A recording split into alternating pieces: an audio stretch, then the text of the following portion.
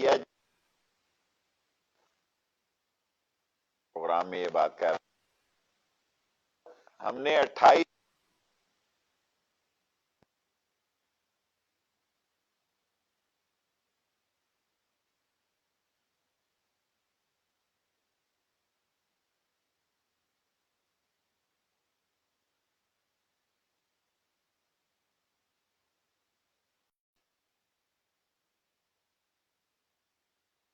جاتے ہیں. پھر انہوں نے وہ جو گاڑی تھی اس کو بھی اوپر سے کاٹا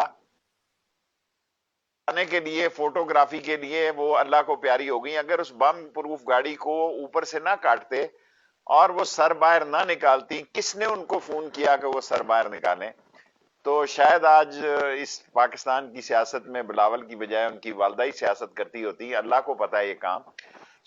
آج کے دن, آج جو میں نے بریفنگ لی ہے, 28 لوگوں کی جانوں کو خطرہ ہے اور ان کو ریڈ ہائی الرٹ جاری کیا ہے خاموشی کے ساتھ کہ اپنے معاملات پہ نظر رکھیں.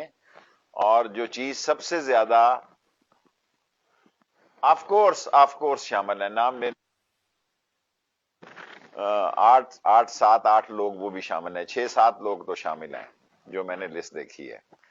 تو معاملات تو دیکھیں, انڈیا ہمیں اندر سے ڈسٹرب کرنا چاہتا ہے اور انٹرنیشنل فورسز ہمیں اندر سے ڈسٹیبل کرنا چاہتی ہیں, اور پاکستان کی بارڈرز کی صورتحال میں بھی ٹینشن پیدا کی جاتی ہے. اور ایسے عالم میں سیاسی انتشار اور خلفشار جو ہوا ہے وہ ملک کی بنیادوں کو ہلا دیتا ہے.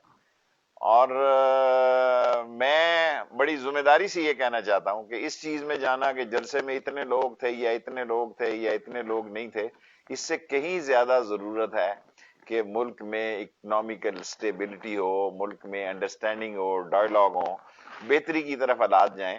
اور اگر آپ عمران خان سے بات نہیں کرنا چاہتے تو کس سے بات کرنا چاہتے ہیں؟ پھر مجھے بتائیں آپ کس سے بات کرنا چاہتے ہیں, پھر ان سے کوئی انتظام کرتے ہیں.